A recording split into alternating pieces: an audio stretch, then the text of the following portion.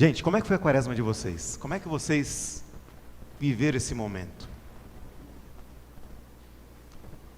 O nosso irmão Rafa tem, no período, nos entregado algumas reflexões durante a quaresma.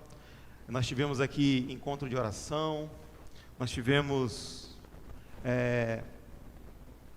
muitos cultos durante esse período. Mas a pergunta é, como é que vocês se prepararam para esse momento que agora a gente vai viver? Hoje eu ouvi de uma pessoa que foi chamada para ser leitora. Eu não consigo fazer a leitura porque me comove e eu não vou conseguir ler. E eu falei, essa é a intenção. Porque se você não lê o que Jesus fez por você e não sente nenhuma emoção, está difícil de entender por que estamos aqui. Não é verdade? Tem que ler, tem que chorar. Tem que lamentar os próprios pecados. E lembrar, foi por mim. Mas eu quero trazer o nosso foco hoje para a humanidade de Jesus. Essa humanidade que muitas vezes nós esquecemos. É tão latente que a gente esquece a humanidade de Jesus que quando a gente vive a Páscoa, a gente esquece que tudo aquilo que ele sentiu, as emoções, a reação, diz respeito ao Jesus que é totalmente humano. A Bíblia fala que ele é 100% homem, 100% Deus, mas naquele momento estava latente a sua humanidade. Já pararam para pensar sobre isso? Como é tremendo isso? A ideia de que esse Deus que nós servimos experimentou as nossas experiências. Ele teve frustração, teve alegria, teve diversas coisas. Já pararam para pensar? Como é tremendo isso, essa ideia de que Deus, em Cristo, experimentou a nossa humanidade, não como um observador, mas como alguém parte da nossa humanidade. E é tão difícil pensar sobre isso que nós temos medo de refletir sobre isso. Já pararam para pensar? A gente tem medo de imaginar. Tem, às vezes, quando a gente fala assim para as pessoas, quando alguém está impaciente, né, não quer perdoar alguém, a gente fala, olha, lembra de Jesus, Jesus ensinou a perdoar, ele perdoou até aqueles que o crucificaram. Sabe qual é a resposta que a gente ouve? Mas Jesus é Jesus. Essa resposta, ela tem subentendido o quê? Jesus é Deus só. A gente esquece esse Jesus que é humano. Ninguém consegue pensar, é Jesus. Só olha, Jesus é Jesus. Ninguém pensa, Jesus também sofreu. Jesus também teve que perdoar. Jesus também se irritou. Jesus também cansou. E como todo ser humano, Jesus teve que lidar com 3 coisas interessantes. E eu quero tratar essas 3 coisas porque estão latentes no nosso texto e na nossa experiência da preparação para a Páscoa. A primeira, a gente vê na entrada triunfal de Jesus. Jesus teve que lidar com a expectativa dos outros a respeito dele. Vocês acham que Jesus não lidou com isso? Jesus teve que lidar com a expectativa. E é interessante que essas pessoas que vão com Jesus lá na frente, todos, até os discípulos, eles vão lá, estão caminhando com Jesus, aí pensam, é agora, Jesus vai tomar Jerusalém, depois de tomar Jerusalém, ele vai ir de encontro com o exército romano, e vai derrubar o Império Romano. Que expectativa estava sobre ele? Como ser humano, ele teve que lidar com as expectativas dessas pessoas. Ele teve que lidar com o desejo das pessoas sobre o que ele deveria fazer. A gente vê isso, Pedro falando uma vez, numa conversa com Jesus, o que Pedro diz para Jesus, quando Jesus fala da sua morte? Que isso, Senhor? Que isso não te aconteça. Porque a expectativa de Pedro era outra. Até naquele momento, nessa caminhada dos discípulos com Jesus, daquela multidão que seguiu Jesus até Jerusalém, a expectativa dessas pessoas era outra. E a pergunta que eu tenho para você, que veio aqui hoje, qual é a tua expectativa a respeito de Jesus? Porque Jesus lidou com todas as expectativas naquele momento. Então, como ser humano, ele teve que lidar com isso. As pessoas esperavam uma coisa dele, mas ele sabia o que ele tinha que fazer, que não era aquilo que as pessoas esperavam. E ele sabia que se ele seguisse com aquilo que ele tinha que fazer, e não com a expectativa das pessoas, as pessoas iriam abandoná-lo. Primeira coisa que Jesus experimentou, depois de entrar em Jerusalém, e depois de mostrar aos discípulos, deixar claro qual era o caminho que ele tinha que seguir, foi que as pessoas o abandonaram. Pedro até bateu no peito na Santa Ceia, vamos deixar isso para domingo, para quinta-feira, mas Pedro até bateu no peito, o Senhor eu vou até a morte. Aí quando foi na hora do para valer, até a morte, saiu de perto e ele, junto com os outros, fugiu. Por quê? Porque as expectativas a respeito de Jesus eram uma. O que Jesus tinha que fazer era outra. E Jesus, como ser humano, teve que lidar com essas expectativas. Essas expectativas levaram ele até o Getsêmani. Ouçam. Se Jesus fosse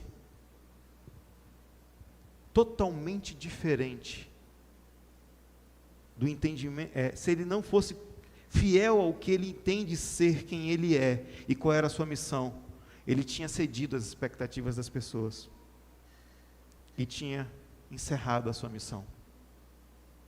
Ele poderia muito bem ter iniciado uma revolta judaica e ter conquistado até o Império Romano, porque ele tinha um discurso muito poderoso.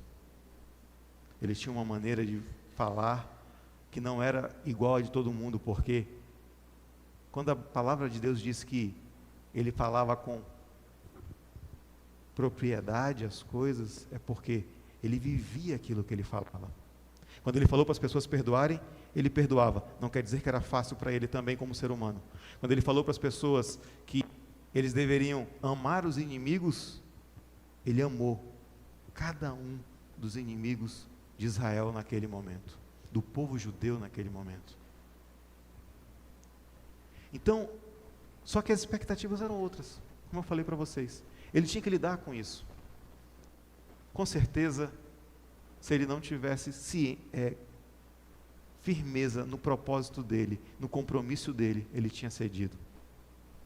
E a pergunta é, será que nós temos certeza do nosso propósito, da nossa quem somos perante Deus, para que a gente não ceda às expectativas dos outros em relação à nossa fala, mesmo que isso custe para nós o abandono?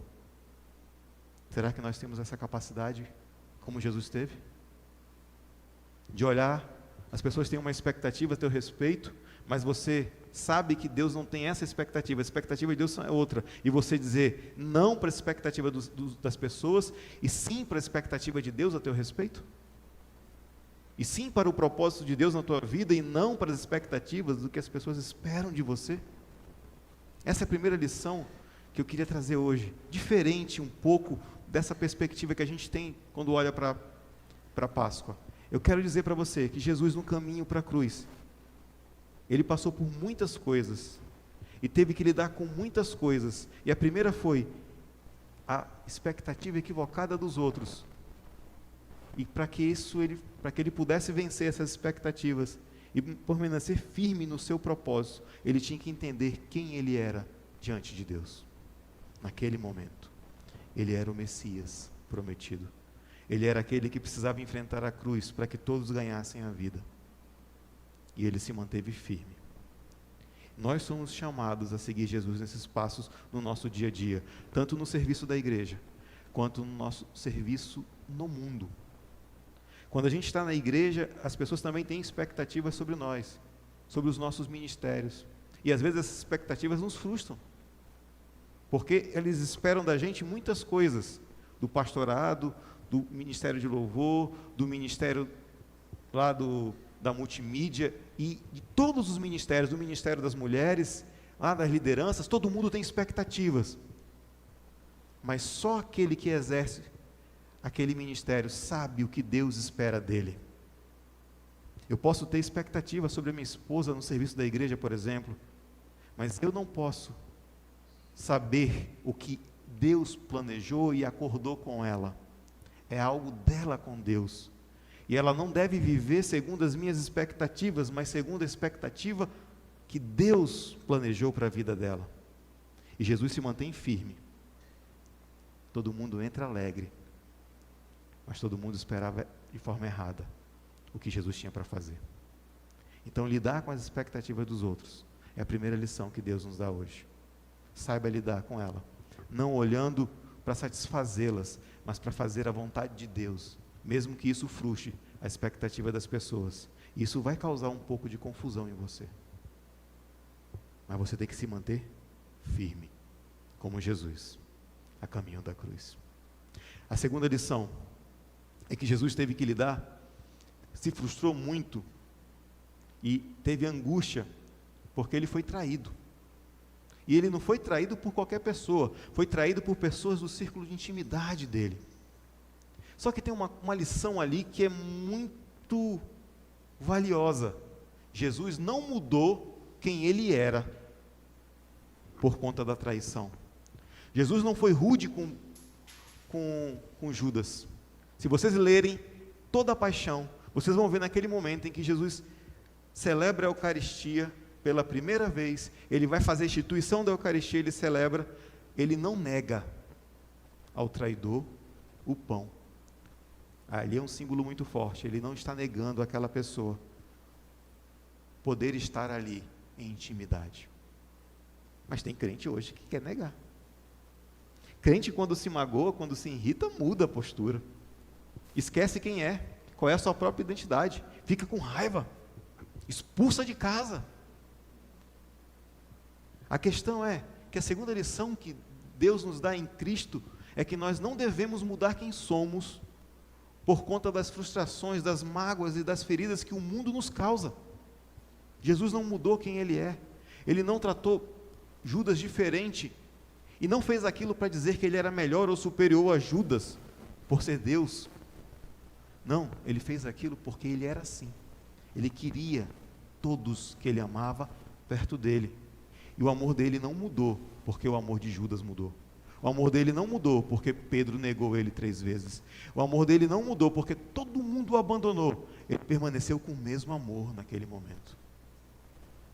Não é fácil você permanecer com o mesmo amor quando alguém te trai, quando alguém te apunhala pelas costas. Ainda mais se você ama aquela pessoa. Você precisa olhar para Jesus, aquele homem que teve a coragem de dar um basta ao sistema desse mundo de ciclo de violência e de ódio e dizer, não, eu vou continuar amando, você pode continuar na mesa, mas Judas, infelizmente, não permaneceu com Cristo. Por quê? Porque o coração de Judas era ímpio. Não é porque Deus não o quis por perto, é porque ele era ímpio. Às vezes as pessoas podem não mudar o comportamento com você porque você continua amando elas, porque possa ser que essas pessoas sejam ímpias. Mas você não deve mudar a sua postura com ninguém. Você deve ser a mesma pessoa que tem a própria identidade em Jesus Cristo, que serve a Jesus Cristo integralmente com aqueles que também te fazem mal. E lidar com as emoções. A terceira lição que eu quero fazer, eu não vou para a cruz hoje não, eu quero continuar agora no Getsemane, é como a gente lida quando a vida não está fácil, quando a gente sabe que o que vem pela frente é sofrido. Como é que a gente se porta? A gente se porta como um filho mimado que diz assim: eu declaro a bênção, eu declaro isso, eu não aceito em nome de Jesus. Ou a gente diz: Pai, faça-se a tua vontade. Jesus podia muito bem ter dito: Senhor, meu Pai, eu não quero, eu não permito. Não podia ter dito? Não permito isso, eu não aceito isso. Mas ele sabia quem ele era, ele sabia o propósito dele. Ele disse: Senhor, Pai, não faça a minha vontade, mas a sua. Essa é a terceira lição que a gente tem hoje. É que Jesus soube lidar com as expectativas dos outros, mantendo-se íntegro na sua identidade diante de Deus. Ele não mudou quem ele era por conta das feridas que as pessoas lhe causavam. E a terceira lição é: eu preciso entender. E aí eu preciso abrir um parênteses aqui antes de fechar essa lição. É que nós olhamos, às vezes, algumas coisas acontecem realmente porque o inimigo vem trabalhando contra nós, ele tem ódio contra nós. Mas a gente tem que ter discernimento para saber. E mesmo quando isso acontece, nós temos que entender que é vontade de Deus. Ou não é? Ou o livro de Jó é mentiroso? Porque foi o diabo que pediu para Deus para torturar Jó. Ou não foi? Vocês lembram dessa história? Foi o diabo que pediu para Deus. Jó não podia ter sido torturado sem a permissão de Deus. Às vezes a gente olha o sofrimento que vem na nossa frente, as dificuldades, os desafios. É o diabo. Se foi o diabo, foi Deus que permitiu. E não entende a história de forma maior. Se você está sofrendo, há a permissão de Deus. Não quer dizer que Ele se agrade disso. Ele está deixando a sua vida seguir. Ele está respeitando aquilo que nós lá no Éden fizemos. Nós dizemos para Deus o quê? Nós queremos independência. Nós queremos ser igual ao Senhor. E queremos independência. Queremos seguir com a nossa vida, com a nossa história, fazer do nosso jeito. Deu muito certo não, né, até agora. Mas foi o que nós falamos. Não deu muito certo, mas foi o que nós falamos. E Deus está respeitando. Ele permite que a gente siga por alguns caminhos, que a gente sofra algumas coisas. Só que Jesus dá um exemplo muito claro para nós como ser humano. Quando ele fala: a minha alma está angustiada, a ponto de morrer. Em alguns dos evangelhos, eu não lembro agora qual, de cabeça, vai dizer que houve lágrimas de sangue, suor de sangue de Jesus, de tanta angústia que ele tinha. E é interessante, saindo da experiência de Jesus e indo para a nossa, mas é nessas horas que a gente se revela de fato para Deus. Quem somos? É nessas horas. Passa angústia, passa tristeza diante de Deus, para você ver a solidão, que aí você vai saber quem você é. É como você reage que revela. Deus já sabe qual vai ser a tua reação, mas você vai se descobrir. E ali nós vemos um filho obediente. Jesus é um filho obediente. Qual é a reação dele? Ele mostra a angústia dele. Pai, se possível, passa de mim este cálice. Isso é a revelação da sua angústia. Mas em seguida ele diz: mas não seja o que eu quero, mas o que o Senhor quer. Seja feita a tua vontade. Ele se coloca no caminho mais uma vez. Ele lidou com as expectativas dos outros, ele lidou com a traição das pessoas e o abandono, e ele lidou com os seus próprios desejos. Ele submeteu a sua vontade à vontade do Pai. O convite de Jesus para ir com ele até a cruz é esse: aprenda a submeter a tua vontade à vontade de Deus. Aprenda a descobrir isso. Está passando por um sofrimento, se ajoelhe e diga: Senhor, isso me angustia, mas eu vou continuar firme, confiando em Ti. Pare de querer declarar o que não deve ser declarado. Pare de querer ordenar Jesus e o Pai. Aprenda a se submeter a Ele. A igreja de hoje está muito mimada.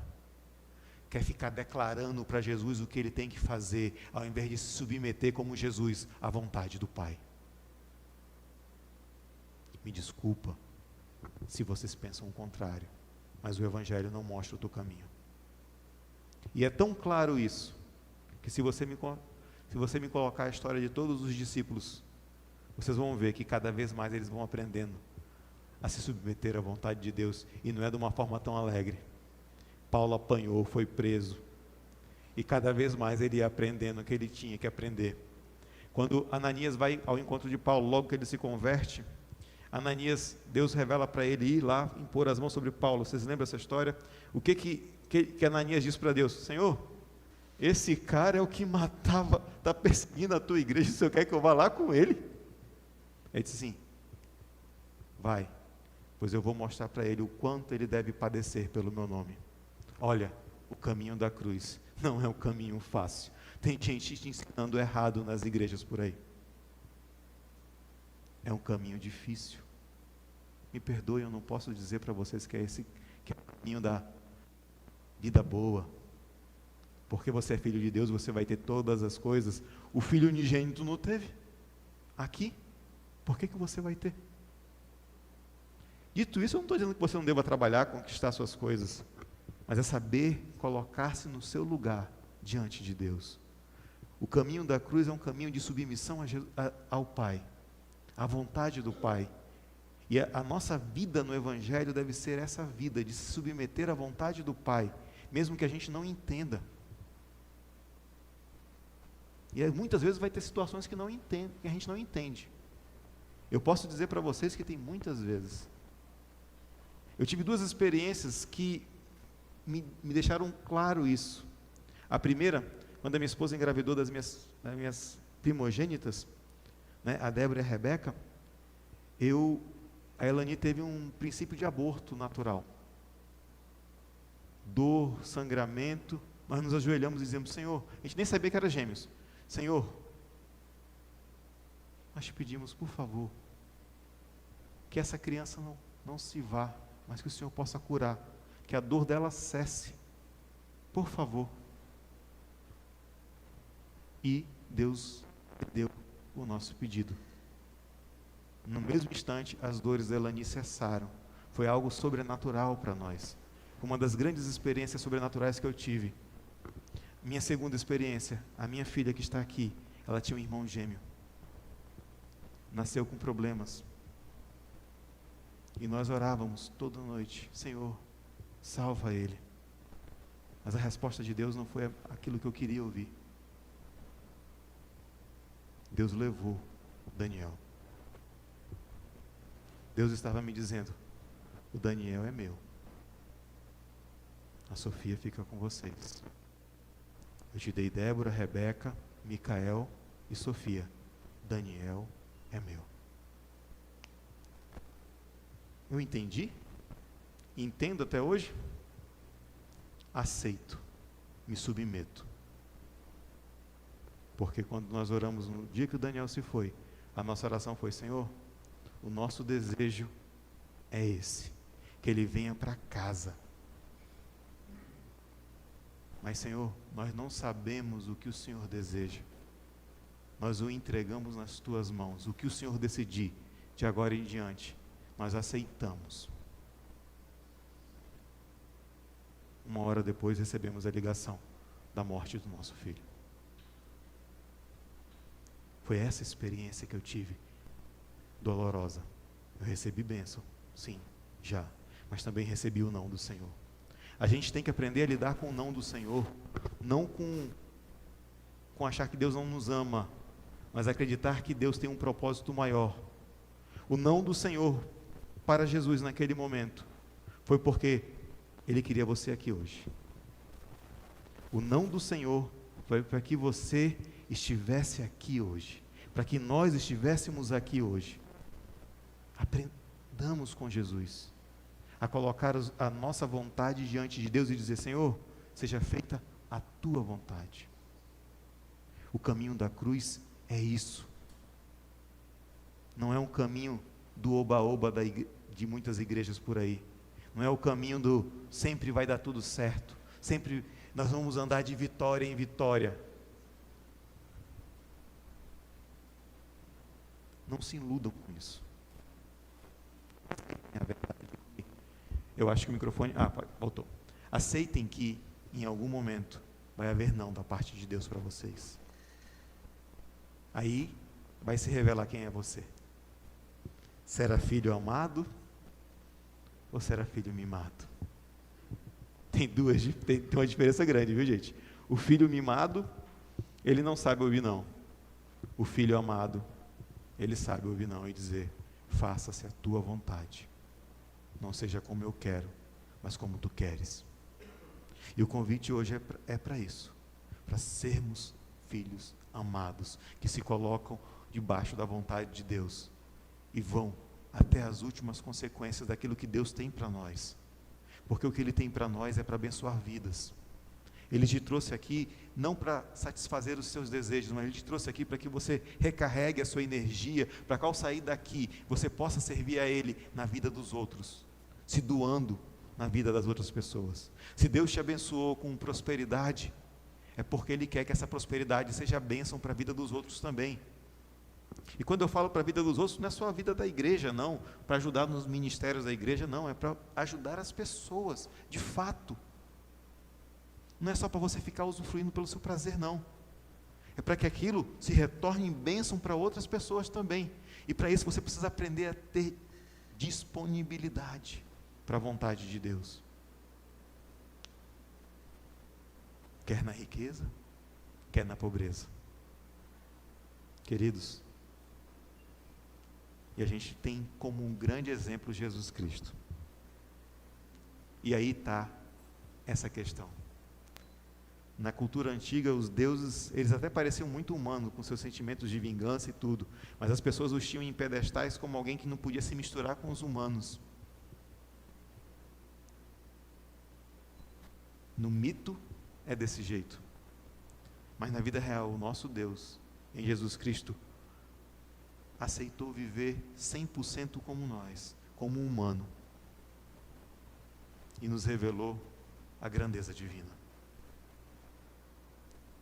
Viveu 100%, até que a grandeza divina se revelasse. Amém?